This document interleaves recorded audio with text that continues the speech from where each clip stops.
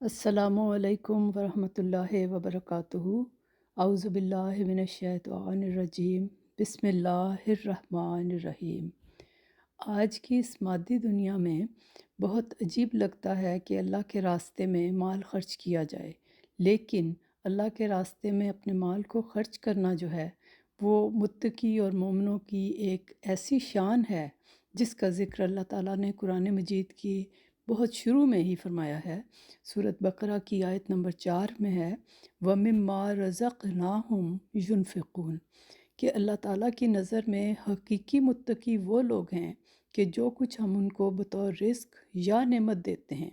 وہ اس میں سے خرچ کرتے ہیں۔ اس آیت میں اللہ تعالیٰ نے جو تقوی حاصل کرنا چاہتے ہیں اور تقوی کے راستوں پر قدم مارنا چاہتے ہیں ان کی یہ نشانی بتائی ہے کہ ان کی زندگی کا ایک ایک لمحہ اس طرح بسر ہوتا ہے کہ اس میں گویا فنائیت کا ایک مضمون جو ہے وہ اس پر صادق آتا ہے، اور اسی چیز کو بانیہ سلسلہ احمدیہ نے بہت ہی پیارے طریق پہ بیان فرمایا ہے کہ جو مال بھی ہوتا ہے وہ اصل میں تو خدا ہی دیتا ہے۔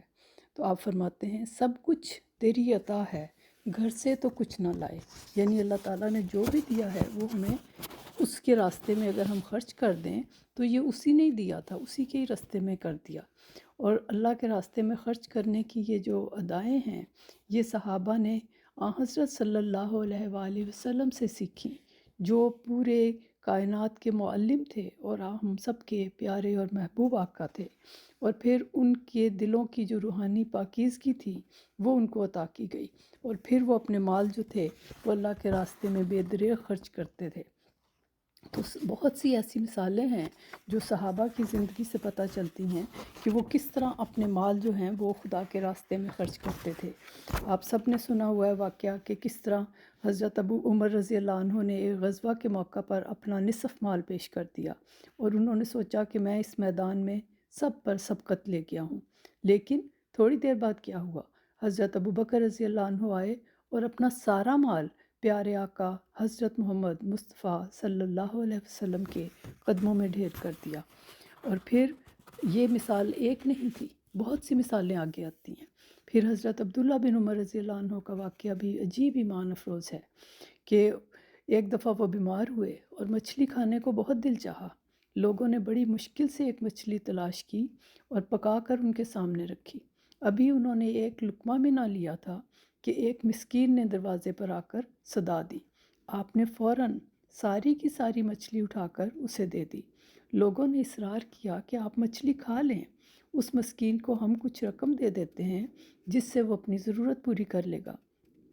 لیکن حضرت عمر رضی اللہ عنہ نے حضرت عبداللہ بن عمر رضی اللہ عنہ نے فرمایا کہ اس وقت میرے لیے یہی مچھلی سب سے زیادہ پسندیدہ اور مرغوب ہے، اور میں اس کو ہی صدقہ کر دوں گا۔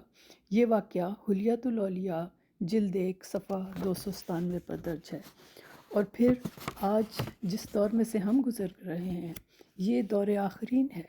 جو حضرت صلی اللہ علیہ وآلہ وسلم کے غلام کامل اور عاشق صادق کا بابرکت دور ہے، جس میں اللہ تعالیٰ نے ہم سب کو پیدا کیا اور ہمیں یہ سعادت عطا کی ہے کہ ہم بھی جو صحابہ تھے ان کے نقش قدم پر چلتے ہوئے خدا کے راستے میں اپنے مال، اپنی چیزیں سب کچھ پیش کرتے رہیں۔ تو اس میں ایک واقعہ بہت ہی پیارا ہے جو اسی مطابقت میں آتا ہے،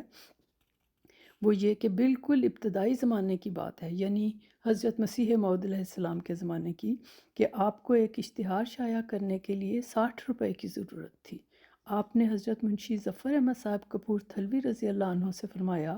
کہ ضرورت فوری ہے، کیا ممکن ہے کہ آپ کی جماعت اس ضرورت کو پورا کر سکے؟ حضرت منشی صاحب رضی اللہ عنہ نے حامی بھر لی اور حضرت مسیح پاک علیہ السلام کی بات سن کر سیدھے گھر گئے۔ اپنی بیوی کی رضامندی سے بیوی بھی راضی ہو گئی، اس نے بھی انکار نہیں کیا، ان کا زیور بیچ کر فوری طور پر رقم لا کر حضور کی خدمت میں پیش کر دی۔ چند روز بعد حضرت منشی اروڑے خان صاحب ملنے آئے اور حضور نے کپور تھلہ جماعت کا شکریہ ادا کیا کہ آپ لوگوں نے بہت بر وقت مدد کی۔ اس پر منشی ظفر احمد صاحب کو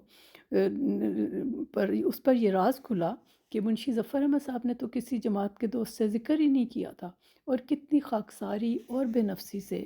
اس راستے میں خرچ کر دیا تھا۔ پھر بعد میں آتا ہے کہ جب منشی اروڑے خان صاحب کو یہ پتہ چلا کہ اس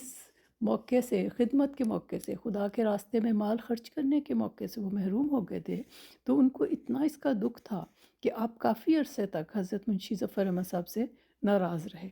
اور یہ ناراضگی بھی دیکھا جائے تو کس شان کی ہے، اور وجہ کیا تھی؟ صرف یہ کہ سارا ثواب آپ نے لے لیا اور ہمیں اس ثواب میں حصہ دار نہ بنایا۔ تو یہ ایک دوڑ ہے جو فاستبقوا الخیرات ہے، کہ نیکی کے کاموں میں ایک دوسرے سے آگے بڑھنے کے لیے کوشش کی جاتی تھی، صحابہ کی بھی اور آج کے دور میں بھی۔ اللہ تعالیٰ کے فضل سے جماعت احمدیہ میں ایسی مثالیں موجود ہیں کہ وہ بڑھ چڑھ کر خدا تعالیٰ کے راستے میں اپنے مال قربان کر رہے ہیں۔ یہ واقعہ جو میں نے بیان کیا، یہ اصحاب احمد جلد 6 صفحہ 72 پر درج ہے۔